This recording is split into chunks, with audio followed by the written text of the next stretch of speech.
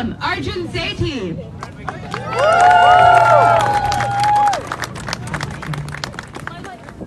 Hi everyone, thank you for being here. Today, the ideologies of fascism, authoritarianism, and Hindutva supremacy are consuming India. I am here today because I support the students of India. I support the residents and citizens of India and voices of conscience across the world who have taken to the streets in recent weeks and months to condemn the Citizenship Amendment Act, CAA, and NRC, National Register of Citizens. The Citizenship Amendment Act is on its face a discriminatory law. On its face, it discriminates against Muslims. It allows for people of certain faiths, including Hinduism, Sikhism, and Christianity, to apply for citizenship, but bans Muslims from exercising the same right. Does that law, does that language sound familiar? It should. Because the Nazis used the same laws. They were called the Nuremberg laws in Nazi Germany. The UN Human Rights Commission has already weighed in and called it fundamentally discriminatory in nature. I am also here because I oppose the NRC. The Indian government has called the NRC a census, but it's really a strategy of forced displacement. It's a mechanism to render large communities stateless. We've already seen the disastrous consequences in the state of Assam.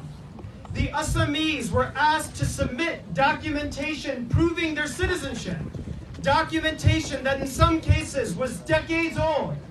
Unsurprisingly, 1.9 million people were put on a list, many of them Muslims, Dalits, women, children, and folks with disabilities. They now run the risk of being put in concentration camps and rendered stateless.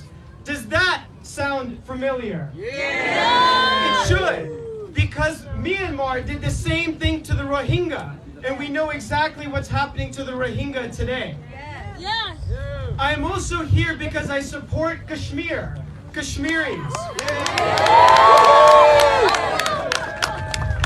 On August 5th, the Indian government, without consultation with the people of Kashmir or parliamentary discussion, revoked the autonomy of the region and imposed a communication blackout, a blackout that exists to this day. As of now, it is the largest blackout in the history of any democracy.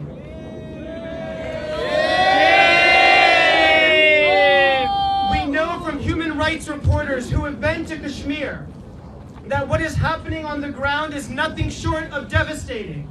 So many people have been arrested that the local jails are full, and young people have been flown out of state more than 1,000 miles away. The freedom to worship has been abridged. The freedom to express, the freedom to write has been curtailed. Young people have been tortured.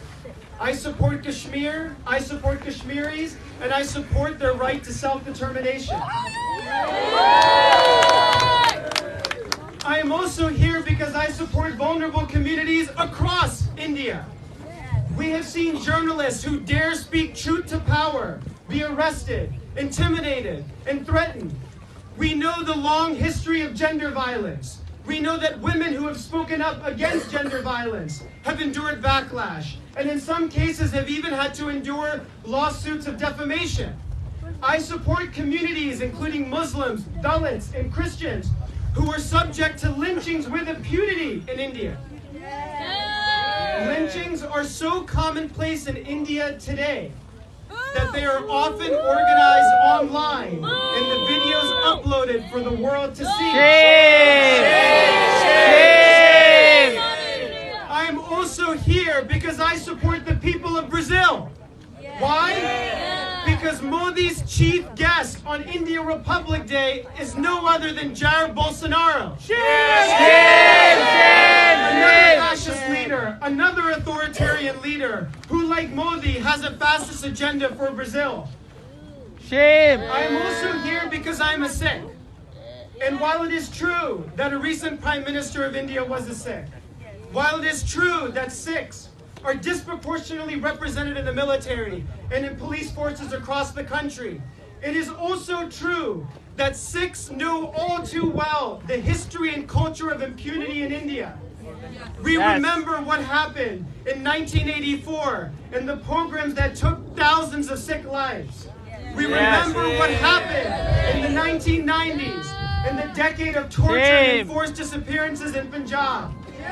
Shame! And so today in Washington, D.C., I urge you and I urge U.S. lawmakers to condemn police brutality in India, condemn the CAA, condemn the NRC, demand that all internet blackouts be stopped, demand that national journalists be given unfettered access into Kashmir, all survivors of atrocities be compensated and given their remedies in accordance with human rights law, and demand that the Indian government sign comprehensive anti-discrimination legislation so that brutal laws like the CAA and NRC can never be signed and passed by any regime in the future of India.